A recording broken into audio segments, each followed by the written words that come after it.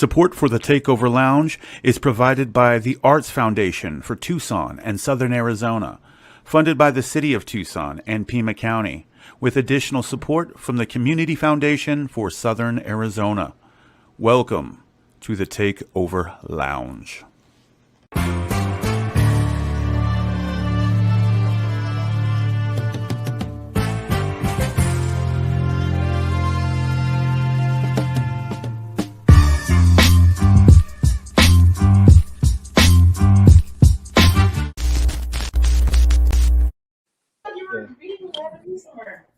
Yo, what's up, everybody? Welcome to the Takeover Lounge. It's Friday. You know what it is. It's Z-Give, and we got Daniela up in here. We got a special guest with us. We got Rey Murf up in the lounge today. How you feeling, brother? You, what up, though? Man, chilling. Another good Friday. It feels weird. I mean, we've been in a pandemic now for a year. I know. Yeah, weird. This shit is real. That's what I'm saying. I'm like, wow, it's been a whole year since we've been outside. Outside. Outside. Shout out to my cousin. Jack. Yeah. The one We're getting appearances from everywhere. Let's get it. Yeah, that shit right.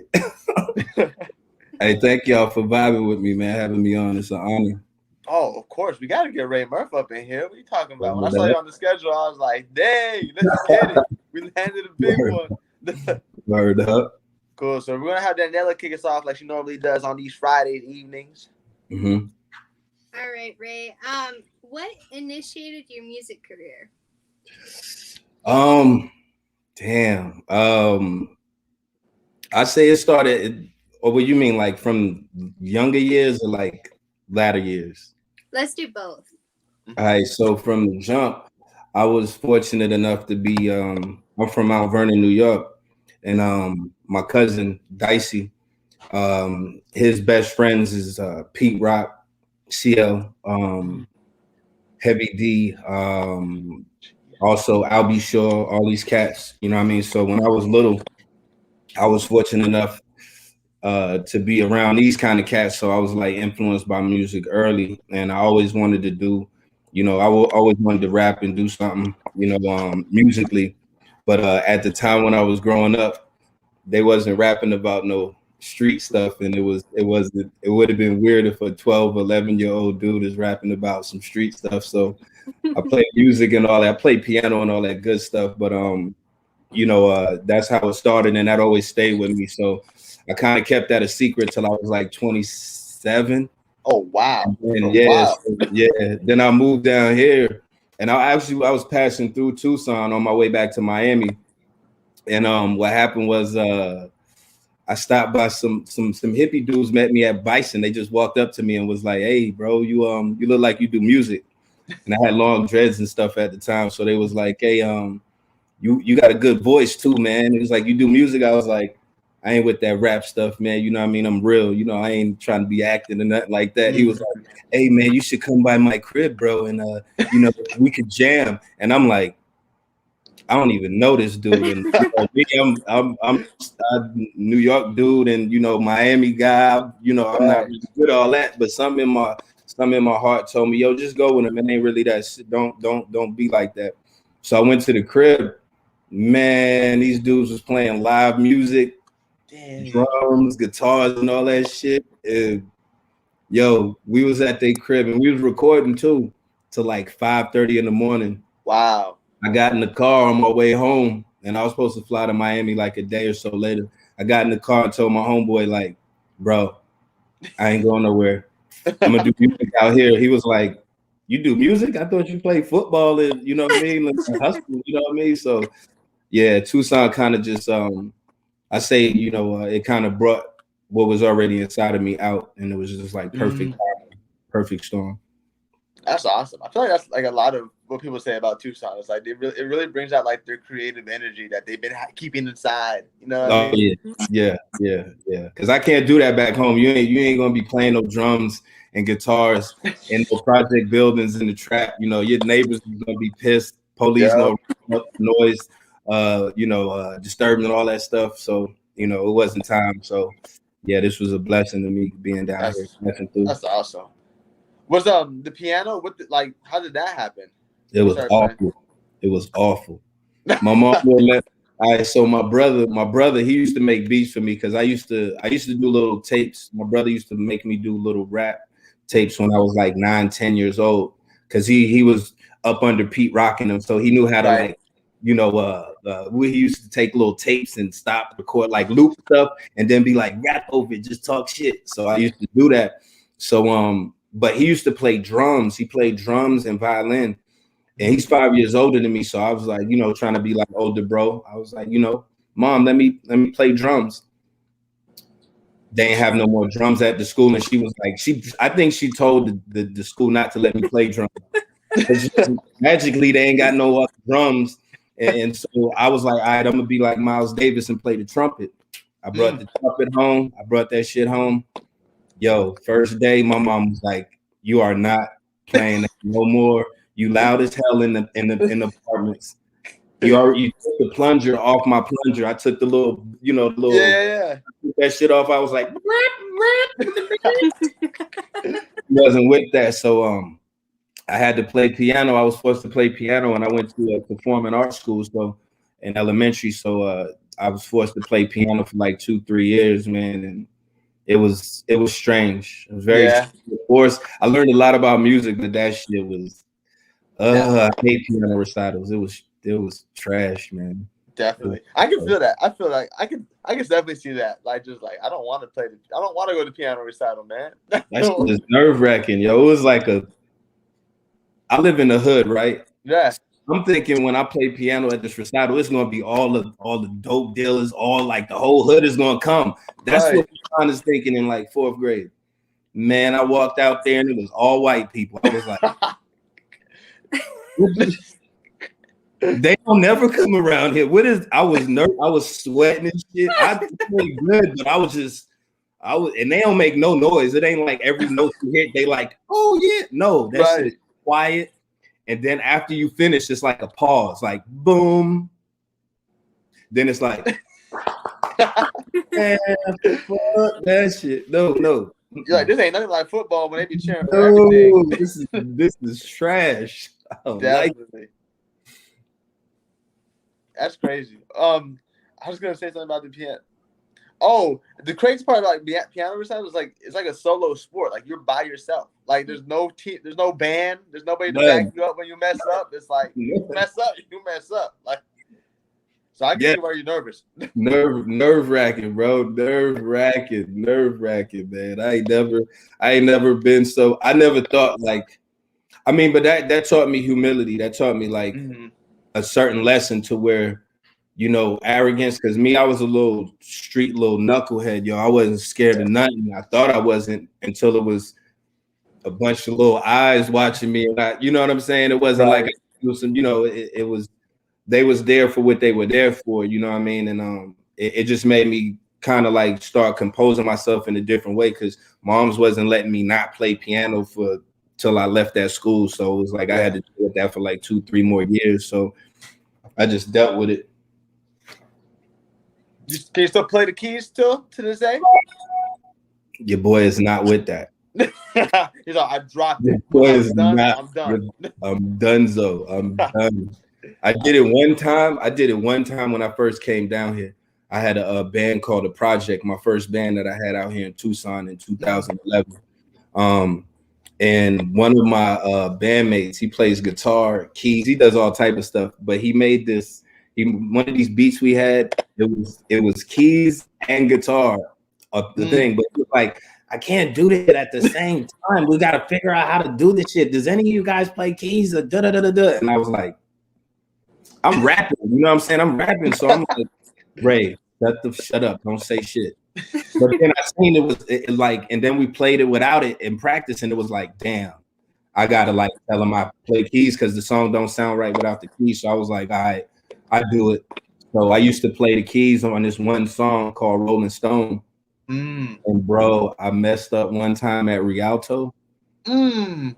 because I had my shades on and I was rapping, and then they cut out, and then I have to do the little doom doom doom, and I was feeling myself. I was like, and it's the song that I rap fast on.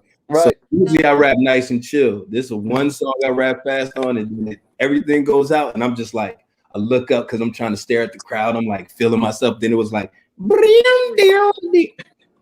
I hit like 2 keys at one time, and it just, and Rialto is clear. You know what I'm saying? So never again. Never Fair again. enough. Fair enough. After that, you're like, yeah, I'm gonna put this to the side for real, for real. Yeah, it's retired. It's done. Done. Well, that's dope though. At least you got to experience that at the Rialto. Oh, yeah.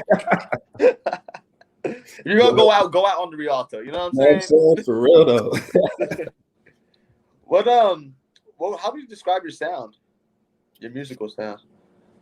It's just I say it's the people, man. You know what I mean? It's for the people. So it's like, you know, we grew up on, even now, you know, we you know, it's hip hop, it's jazz, it's blues, it's everything combined, and it's more or less of like integration, you know what I mean? And like, you know, creating the world I want to live in. Because me being from New York, and I traveled a lot of places. I lived in Miami, I lived in Cali, Oklahoma, Montana, Virginia, Atlanta. So for me, it's a lot of influences. Yeah, you know, and my mom is a Buddhist. You know, she practiced Buddhism, and I've been around a lot of Japanese people, a lot of stuff. You know what I mean? So for me, it's like everything kind of inspires me. So, you know, me, I can't make music, which is like my truth, without incorporating all the things that inspire me. So, you know, it has to have like a little bit of rock. It got to have some street aspect to it. It got to have some hip hop. It got to have some blues, some jazz, some R&B, you know, a little bit of everything, because from that's when you could, you know, new things come out of it. So, you know, for me, it's always been a mission of trying to push the envelope and create the world that we want to live in, but do it through music. You know what I mean? So I just feel like our sound is just some earth shit. You know what I'm saying? Yeah. Bro, like, yeah.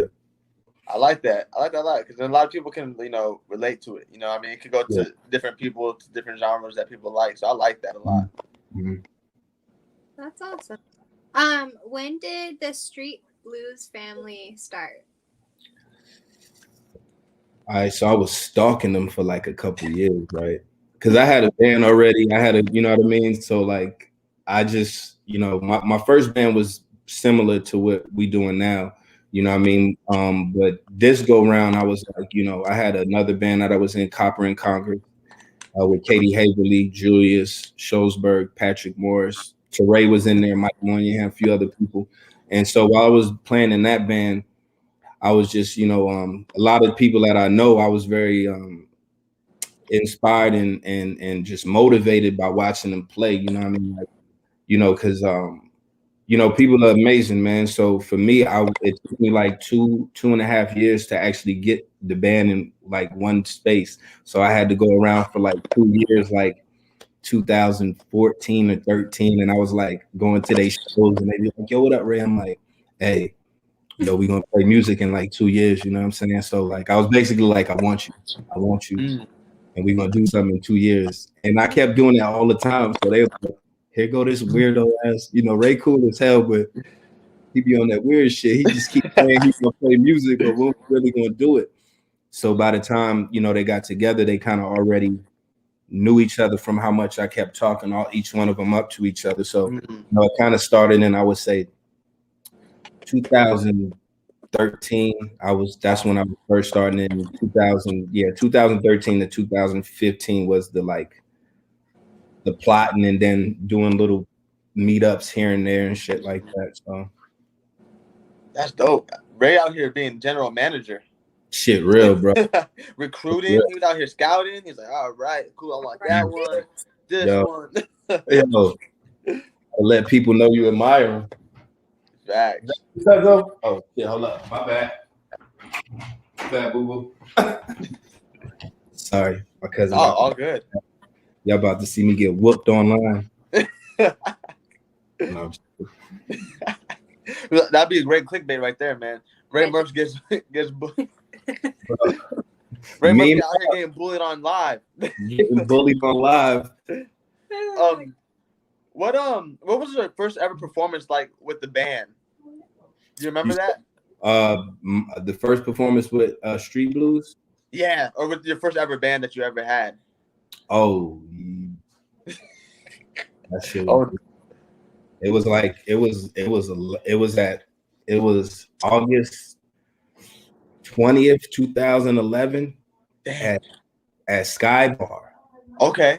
That shit was packed. I ain't never seen Sky Bar that packed. I was nervous when I seen how many people was there. I was like, they came here to see us. Wow. Yo, so like for me, and I felt like I wasn't even in Tucson. So from there, you know, because before at that time, yo, our shows used to be so packed at my old band to where, you know, it was always like 200-300 plus people at every show packed. And I just thought it was going to be like a, you know, 30-40 people, just some chill shit. But it created a nice little buzz. And for me, it was just from when you see something like that, it just makes you really like focus in and be appreciative and hold shit down. You know what I mean? Definitely. So like, you know, for me, it's never no ego shit. It's just more or less about making sure that what we're doing is coming out the right way. You know, not none of that. You ain't gonna see me dancing, running around stage and shit. I just be chilling and, you know, like I be in the moment just vibing because to me it's important to appreciate people and hold yourself to a certain level of composure, you know what I'm saying? And just being real. So yeah, that shit was crazy. It was crazy. And I didn't know I was getting paid. Wow. Yeah. That's a plus. When you're done performing, you're like, oh, I get a check. Okay. No, he gave me cash. Oh, even better. $750. I was like, what is this for? What? Yeah, I didn't know it was like that because, like, you know, before I did like hip hop shows, and it's like hip hop, they be trying to gas people, like, you know, if you trying to a big name person comes in, they try to make you sell tickets and do stuff like that. To where I feel that's totally disrespectful to artists because these big name people are coming in town raking in dough. So the least thing you could do is just pay the artist for opening up for you, because if you was that damn tight, you'll open up for yourself. So yeah, I only just appreciate this person. Don't tell me you're giving me an opportunity and it's a busy bone show and I'm letting you open up in front. They your fans, they ain't my fans. So like compensate me properly. So I had no idea that I was gonna get. Dude just came up to me and I was like, this is how it goes. He's like, yeah, you got a live band. Yeah, this is what we do. I'm like, and then I realized how they disrespect hip hop, but when you got live music, it's different. So Robin Hood, man. That's dope. Oh gosh. So you wear a lot of Egyptian symbols. So what does the Eye of Ra mean to you, and the Eye of Horus, and the symbol of Ankh? Is it right? Yeah. So even for me, you know, Egypt is, you know, ancient, it's motherland, even though a lot of people like to separate Egypt from Africa. Americans like to do that. Like they act like Egypt is not in Africa just to kind of discredit people of color. You know what I mean? So for me, and I'm not a religious dude, but I do appreciate every religion. I appreciate anything people do that makes them greater or whatever, you know, and focused. So for me, the Eye of Ra and Horus is like there's two different sides of me. You know, one side is like, you know, understanding and, you know, cool and, you know, sees things a certain way. Then the other side of me is like, if you fuck with me, I'm gonna smash you. You know what I'm saying? I'm a protector. But if you mess with my people, it's gonna be on. You know what I mean? And that's not to be on some gangster stuff, but it's like just like anybody, your family, your sisters, your brothers, you want to protect the people around you when harm comes their way. So, you know, those are the two sides. And then also the Ankh is a symbol for eternal life. And you know, I just feel like we all connected, you know. So, you know, for me, we all in this universe. You know, the universe is infinite. So, you know, eternal life, whether you know, in flesh or in the spirit, you know, what the flesh only lasts so long, but the spirit is eternal. So that's how I'm approaching it and holding it. That's awesome. I like that. What I remember you talking previously about practicing like being in the moment And that's one of the hard things for a lot of people these days is just like living in the moment and really enjoying like that time you got wherever you're at. Because I feel like everybody's so consumed with the social media, who's doing what. We're always like subconsciously like competing with one another for who has the best who has the best content, who has the best did I lose you? picture. Exactly. So like, Did we how do pause? you practice that? Oh no. Y'all back? Did We're it pause? Oh, we're here. Is it mine? I think so. It's redoing. Did it go? Nah. Okay, okay. Your lips are moving. All right. Can you hear sound? The sound Is it coming out more? though? Can you hear us? It's going. It's like You want to just leave and come back? I mean, we can do that. And let's see.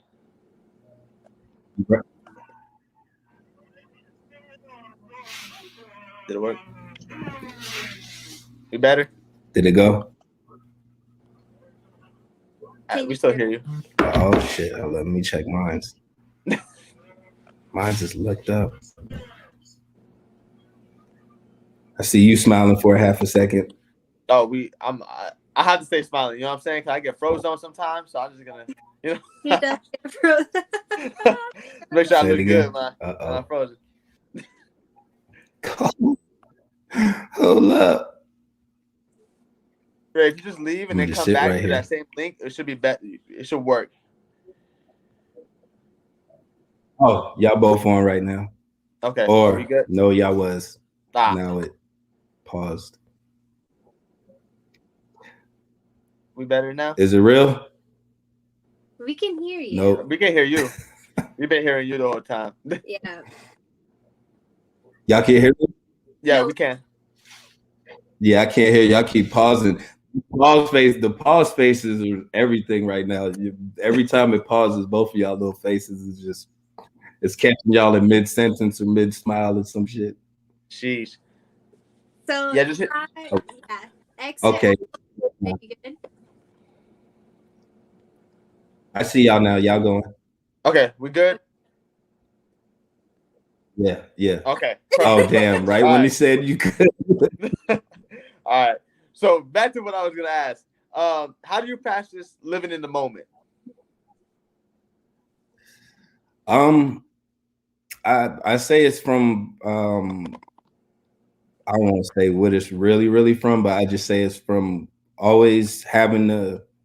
All right, I say what it's from. Oh yeah. Doing certain things when I was growing up, you know what I'm saying, to acquire money. You know what I'm saying? Being from New York and Miami, I have to be very present. I can't sit if I'm out, doing my thing, hustling or whatever. I can't just sit and be like, ha ha ha. No, I have to like really chill. I have to focus. You know what I mean? I have to be patient and very aware of stuff that's going on. And then also, I was playing sports at the same time because I played football in high school, college, and I played arena ball. So, just even being in them situations to where, it's a lot of pressure situations. And you have to, in crucial situations, you have to like, a lot of times people get, breathe a little fast and they can't really think. So for me, it's just always about just being myself. And if people don't like who I am, that's not my problem. That's their right. So for me, it's about more or less practicing being myself, and everything else doesn't really affect me a certain way. So it's like when I'm on stage or something, I'm there with my boys. We're there in front of people. I feel y'all energy, but I'm there with these dudes. So it's like I'm just having fun with my friends, just like how we do when we in the studio and chilling and vibing. So what it is, it's just a reflection of what we do already. It's from the preparation, and so once you get on stage, you don't have to, I don't have to act or do anything else, and I could just chill and be myself with my wine glass.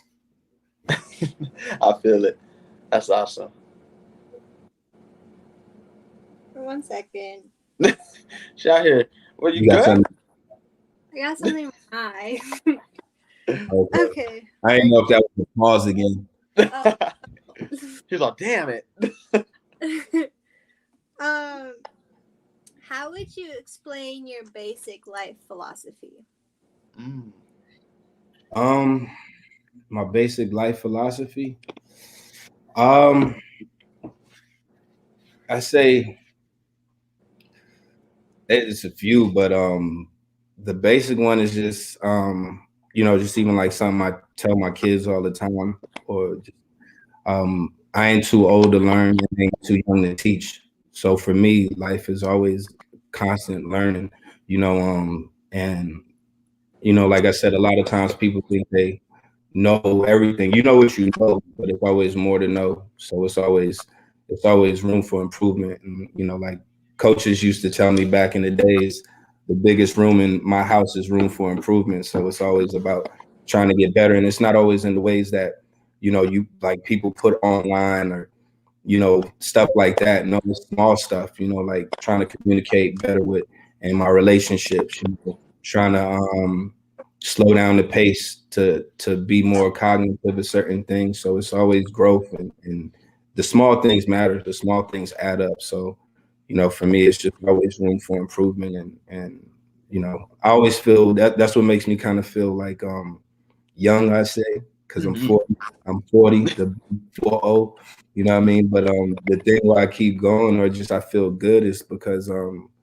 I haven't peaked or anything like that. And I don't feel like life is about that. Life ain't about retirement to me. It's just working, growing, and learning until the show's over. That's a dope philosophy. Yeah. Wow. I'm about to steal that one from you, man, for sure. Everybody listening to this, man, steal that one. If you're gonna steal anything from this interview, steal that one. That's good. I'm here contemplating about all my whole life decisions now. I'm like, dang, yeah, I'm gonna learn. Move at your own pace. You just gotta move at your own pace, Exactly. I like that a lot. But what made you want to get out of that situation that you were in with just what you were doing before when you were young? What gave you like a life changing? It's always constantly kind of been a struggle. I ain't even gonna lie. You know what I mean? I think everything. I'll be straight up. I chilled out like a couple of years ago, bro. Right. You know what I'm saying? And for me, it was because anytime I was doing whatever I was doing, whether it was college, playing arena ball, whatever, you know what I'm saying? I never did nothing until like, roll around with brims and stuff like that. It was because it was necessity, I know people have their judgments about stuff, but like I said, that's not my issue. But for me, it was trying to really like tap into, what really mattered the most to me. And and I'm not trying to be in a situation to where, I get taken away from my kids, even if they're not around, but just to not be able to pick up the phone and certain things like that. So it's just wanting more in life to where it's just like I can't be on both sides of the track. So I got to choose. So, for me, a couple of years ago, I just chose to do something different because I already know my heart's always in the right place, but I got to have my actions to follow those. So for me, once it's like crazy, because once I stopped vibing that way, all of a sudden I was doing more community shit and all this, like I already did community shit, but right? Like organizations was like, hey, yo, come vibe with us, Ray. And for me, it was like, I don't know, what I'm saying? Yeah. But then it was pretty educational, I say, because I learned a lot from these situations, and then also just was able to build with a lot of people and establish myself in a different kind of life. So, yeah, that's awesome, man. Yeah, that's big. That's huge. For real though. That's real dope. As far as community stuff, I mean, what have you done, and what are you doing? I should say. Now I'm chilling for the moment because I did a bunch of campaigns over the last couple of years. Even before that, what I used to do is homeless drives. Oh, wow. I used to do my own little independent homeless drives, blanket drives, and people come bring out clothing. So I figured, even me, like back home, we always look out. We always take care of the hood and people around us. You know what I'm saying? And I'm used to being around a lot of different type of shit that y'all don't see out here. You know, what I mean? So for me, I can't just walk past homeless people, certain shit like it's gravy because I know them situations. You know what I mean? And for me, it was I'm gonna use my clout from music and hustling, whatever. You know what I'm saying? So I'm gonna take a bunch of stuff out of my closet. I'm gonna go to the park. I'm gonna tell everybody, yo, look, I'm going to the park. I'm gonna go barbecue. I'm gonna do this, that. I'm for the homeless. I ain't barbecuing for my regular homeless. I mean, I'm going there, chains and rings and everything, barbecuing for them and bringing my own clothes, members only stuff, because I don't like keeping this type of clothes. I know a lot of people, we all dress nice and everything, but I always have to get rid of a whole bunch of stuff because I don't feel like it's necessary to have all that type of shit. You know what I mean? So for me, if I'm a have these type of events, I'm gonna be the one to set it off. So it's like I'll come with half my wardrobe. So you know what I mean? You're gonna see some homeless people in a couple years wearing these. So for me, then people just and I utilized the fact that people knew me from other things and try to get them to come out. Whoever wanted to clean out their closets or donate blankets, socks. I made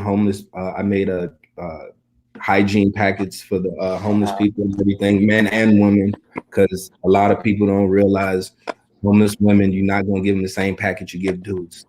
Women have womanly things that go on, so you got to put this in there, that in there, that in there. That's not in the stuff. So you know what I mean. So and then I did that a grip of times, and then also doing benefits and fundraisers.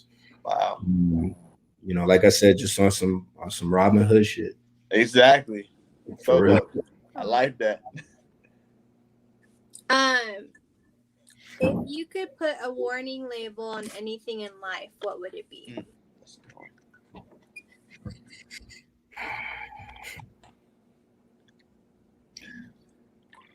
Damn, a couple things. Hatred, man. Hatred, yo. Hatred. I don't care if it's racism, sexism, just hating that shit. You know what I'm saying? Like people, hating shit just kills me, yo. Whether it's racism, sexism, or just any type of thing like that, old versus young, this discrimination. I just that shit pisses me off. You know what I mean? Like, I don't care if you're a woman and you make mad money. You feel me? I don't care if you tall, short, whatever. You know what I'm saying? For me, it's just all about respecting people and the differences we got. But people be on some scary shit and they want to have everything. Oh, they understand. It got to be the way. It's the way I am. Or man, I don't want everything to be the same way. So for me, it's like all that hatred and shit, man. That part right there, man, because that goes all across the board. So definitely. I put a warning label for hating that shit. Fair enough, man. It's crazy. It's crazy out here, man. It's been crazy. Definitely, it has been. Yeah. How has it been like since COVID for like live bands for you guys? I mean, has it like definitely hurt a little bit? Depends on what kind of hurt we talking about? All right, so one part is I do miss playing, because we started Soul Food Wednesday during COVID, right? It was different, but at the same time, I love music. But sometimes I wish I could do my shows in my pajamas on my couch and not even go outside. Like, you know what I'm saying? Sometimes I don't want to deal with like conversating and with shaking hands and kissing babies type of shit. Sometimes we want to chill. And so for me, it's been an opportunity to like the music part, the lucrative aspect, the money aspect, the monetary aspect has been hurtful far as you can't do music festivals, traveling and stuff. And that's where the bulk of the money comes from and selling merch and doing things like that. But the good part is just chilling and just learning more about yourself and spending time with like your family and, you know, just simple shit that, you know, we be in such a rush in our regular when shit is open. We don't even take time to ourselves. So like my thing is this: if you haven't tapped into yourself over COVID, something is wrong with you. You tripping. You know what I'm saying?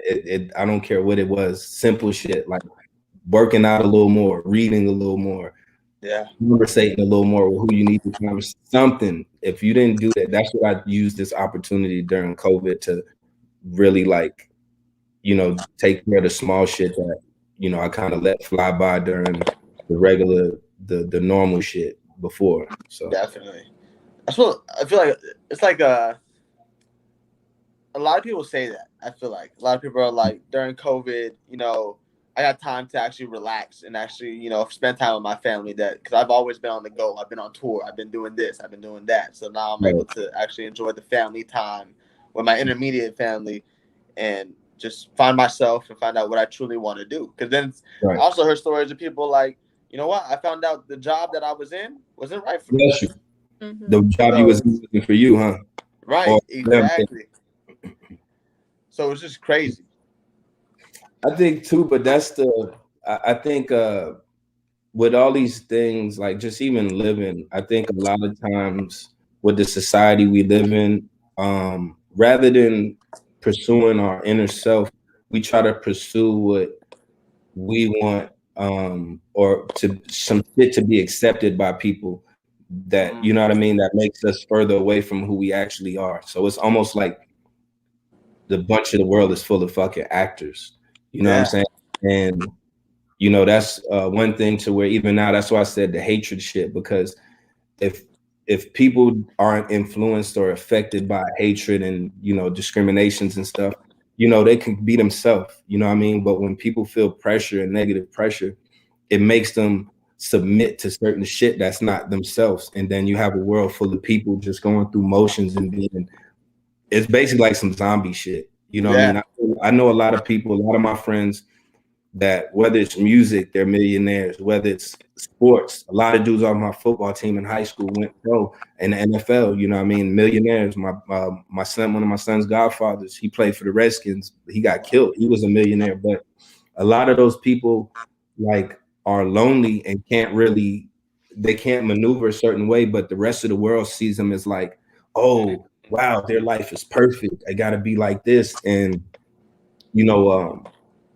for me, it's like false advertising and shit. You know what I'm saying? So a lot of people trying to pursue these things, and then once they get to it, they like, oh, this shit is not what I thought. And then you lost all your family on the way up there. You lost great friends on the way up there. You by yourself. You going crazy. You know what I mean? It's a trip. So like, you know, like I said, a lot of people, you know, with these times are figuring out that, you know, they want to do different things. Even like what y'all doing, this shit is dope. You know what I mean? You know, D, you was always at supporters. You the one of the most important people in fucking Tucson, straight up. You know what I'm saying? I'll put that out here. If ain't nobody else said that on one of these shits, she is one of the most, if not the most supportive person. It's so many dope ass supportive people in this town. You feel me? And for me, it's like, I want to see them do some shit because they make us feel special. You know what I'm saying? Right. We are, everybody's special, whether it's the person on the stage or the people in the crowd. The reason why y'all fuck with us is because we say the shit that y'all don't feel like saying, but y'all feel it. You know what I mean? And for me, it's like dope to see this type of shit going on. Because if it wasn't for COVID, would this have been going on right now? Or would it took like another year for y'all to do this? You know what I'm saying? Definitely. And I'm glad that y'all doing this shit because it's about, you know, people stepping out into their own light. You know what I mean? And being like, it's just that self-confidence. Like, no, I know I'm fucking dope. I'm not being arrogant, but I know I'm fucking good. I know I got some shit to do, and I don't want to do this weird shit all day at work. You know what I'm saying? But if you got a good work and then you got a good after work, that's even better. Then you could tell other people how to like have the best of both worlds. You know what I'm saying? So for me, it's that's I'm gonna give you your flowers now. Yo. Aww. Yeah, appreciate it. Real You as well, up there holding it down. That's awesome, man. I appreciate that, Ray. Oh man, it's real, man. It's super real, man. This shit is very inspirational to see people, you know, making progress and taking shit into their own hands. You know what I'm saying? It's super dope. And for me, it's like steroids and some shit. Y'all giving me extra motivation and shit. You know? Aww. What has been one of your ultimate life goals?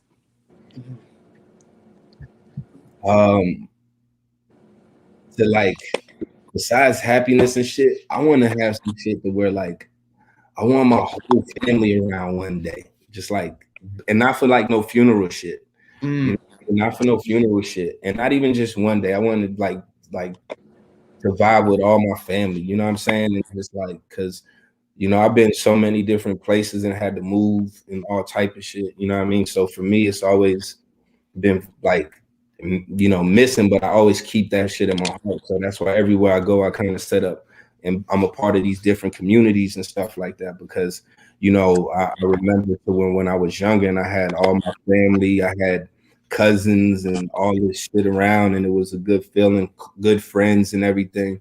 And, you know, for me, it's just, you know, just that circle of love and shit, you know what I mean? So for me, it's about getting back to that type of stuff, you know what I mean? But I mean, that's what we out here doing anyway in Tucson. We creating our own families, you know what I'm saying, with our community. So, but I want that other shit too, you know what I mean? I want moms around, I want bro around, sisters, brothers, everybody, grandma.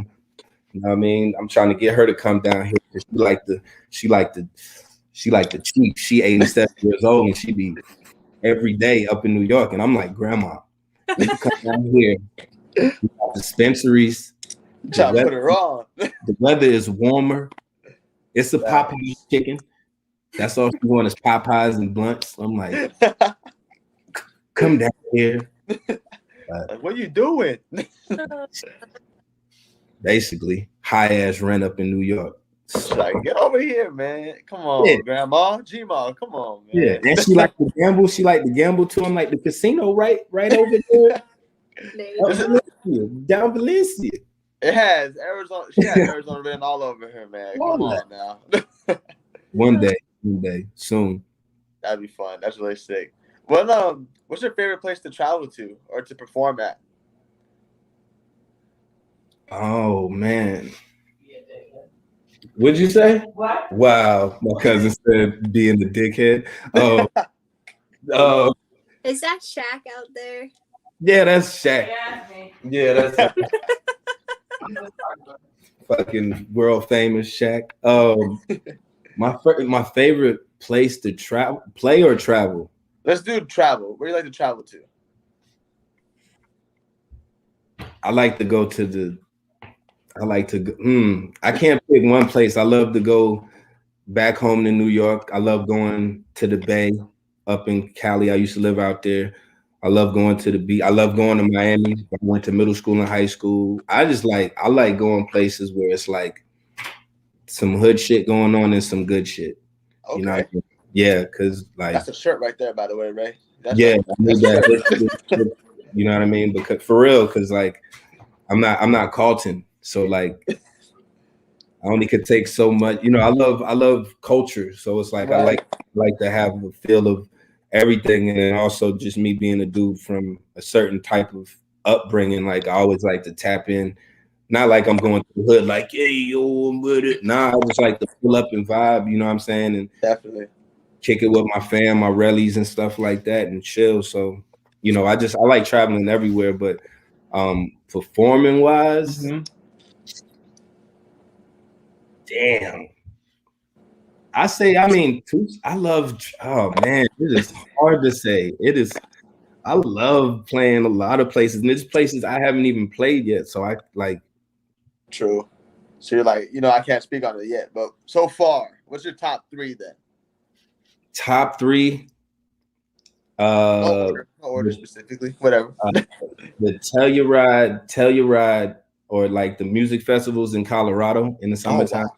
I love playing at those. Them shits. Music festivals are super dope. Like, you know what I'm saying? Like, you can hear yourself think on stage. Like, Wow. the sound be so damn clear. It's, for real, it's crazy because like the people get you high, like just the energy. People energy. So like you don't even need to smoke. You just gonna feel it's a different type of vibe. You know what I mean? I got to give it up to Tucson. I love coming here. You know what I'm saying? This is that off top. And I did some weird shit in Atlanta when I was out there. Really? Yeah, I performed in front of like 1,000 people at a drive-in. Oh, that's movie tight. theater at like 9 in the morning, and it was during like the campaign. That shit, it was crazy. It was cold, but it was crazy. Like it was a weird feeling to where it's like, you know that movie Cars? Yeah.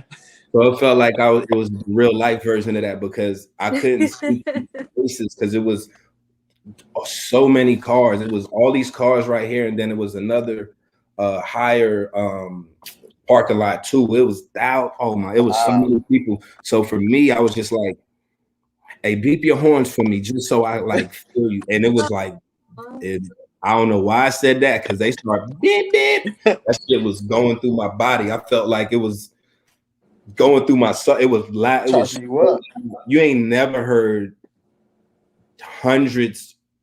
Like it was like over 1,000 people there. It was hundreds of cars. You have never heard that many like horn beeps like that shit. Like I had to feel. I had to be in the moment. I was like, ooh, okay, wow. That's so amazing. Noise. That was a lot of noise. That's tight, man. So Tucson, Atlanta, and Colorado, top 3 for right now. That's awesome. Yeah, I want to go to Colorado soon. I definitely got to go out there for sure. Summertime is for real. It's beautiful. It's beautiful. It's beautiful. And I love going to those kind of like music festivals because it was the Telluride Jazz Festival. Ooh. Right. So I'm the only rapper at a jazz festival. That's tight. So, that's sick. And it's dope because like, you know, like, I don't know, like, you know, the persona that people or the image that people see when they think about hip hop music. And then once you get off stage, you gotta, you know what I'm saying? Me, man, that shit was so like relaxed. Like old ass white folks was like, I like what you said about how you stopped selling drugs, but it's dope. How you stopped selling dope, but it's dope what you're spitting. And that's what you meant by rapping, right? And I was like, yeah. Exactly what I meant. Because it was just different interaction. You know what I'm saying? It was very, very chill. And even with the other musicians, because you up there with people that world-renowned musicians and artists, you know what I'm saying? And like they chill as hell. They super like they want to conversate. It's no egos and shit like that. It's no like, you know, shit like that. It's like the only thing they want is for everybody that's playing to play the best that they could play because we all want to hear good ass music. You know what I'm saying? That was the whole thing. And for me, it also was like that was perfect for me because that's kind of how I am. I always enjoy, I'm a fan of people, you know what I mean? Like before I started performing, I'd be like, look at this stupid ass person over here. What the fuck they think they doing? That shit is garbage.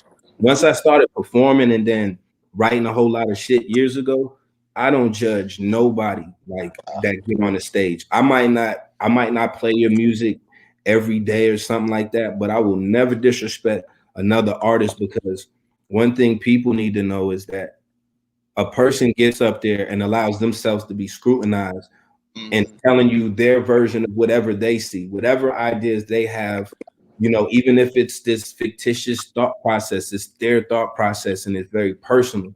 So for me, I will never disrespect somebody that has courage to go do something. And that's just my whole thing. I see people say shit about people all the time. And I'm like, nah, that was great. Because they got here and did that. And they gave you something to watch. So you got some shit to talk about. And guess what? Even if you didn't really like it, you're going to remember that shit. Facts.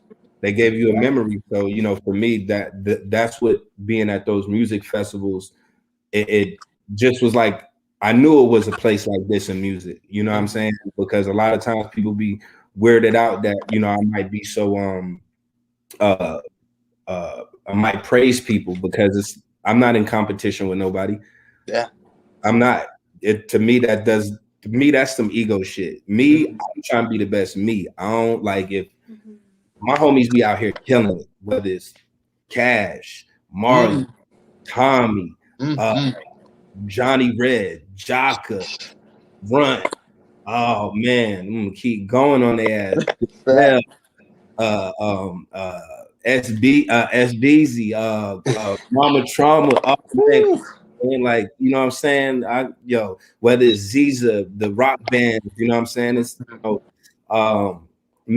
people out here, and I love watching people do their shit, man. And for me, I ain't afraid to say that. So it's like, I feel, you know, when you're around that type of environment, it just feels good to like, oh shit, damn, this dude's a millionaire, but he feel the same way I do. He's like, hey, it was nice. I was like, hey, this shit is even better. He's like, nah, let's go have a drink real quick and talk about some shit, you know, and it'll be talking about what is my band doing, what other projects I got going on, and it's just people interested in people and not being afraid to, you know, speak on those interests, like, you know, just being.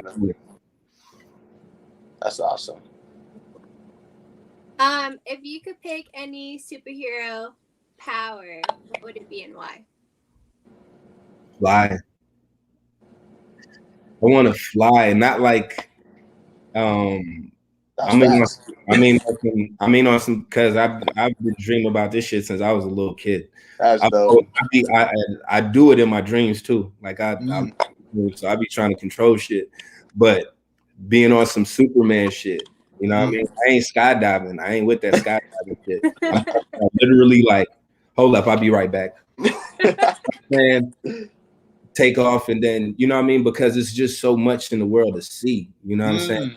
I had, you know, for years I have been figuring out, trying to think, why the fuck you always be wanting to fly? You know what I'm saying? Why is that shit so? You scared of heights?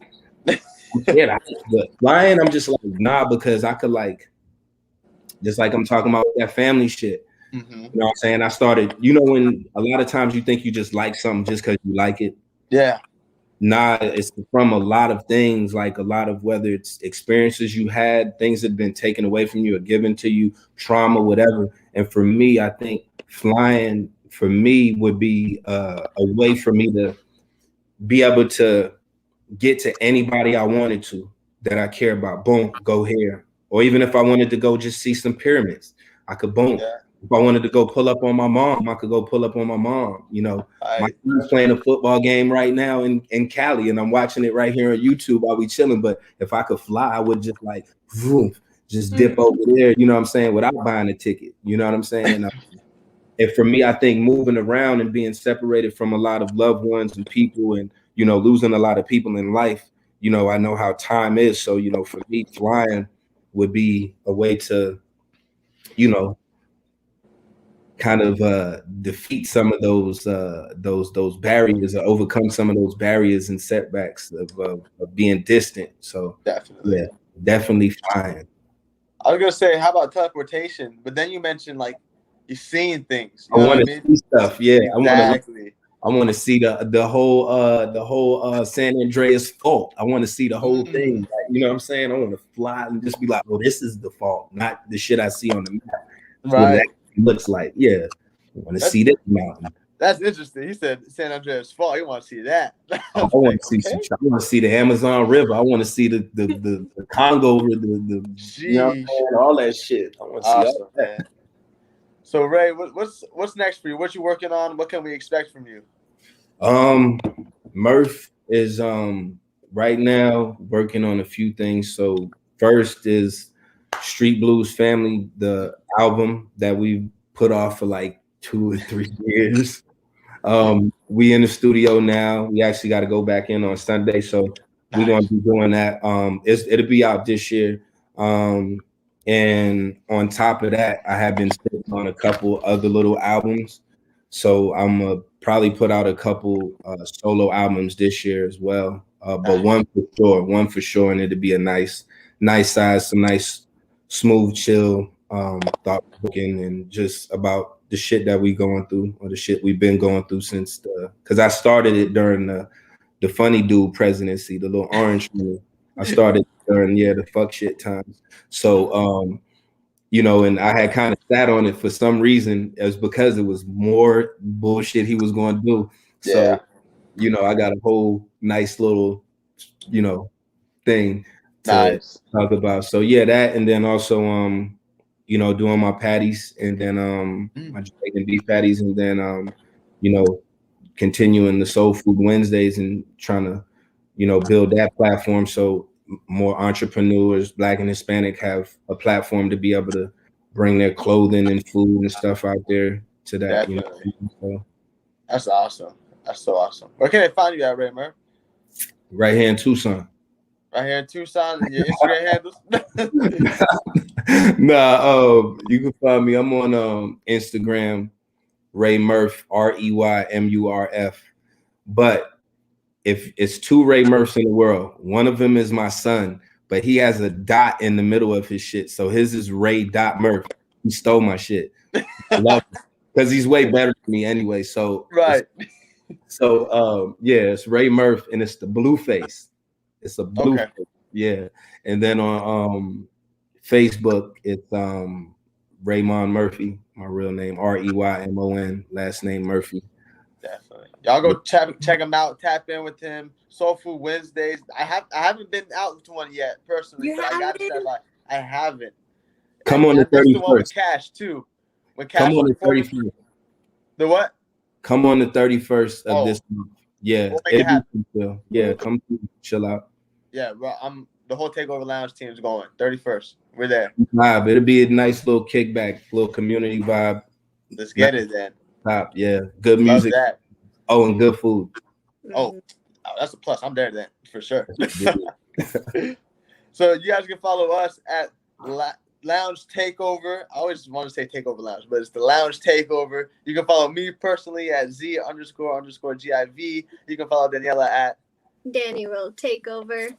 And have a good Friday. Biden got the stimmies coming in. So if you check your bank account, stimmies coming in. Where my shit, Joe? Where my shit, Joe? You know what I'm saying? So we're gonna go ahead and get lit this weekend. So y'all have a good one, man. We out of here. Bless y'all.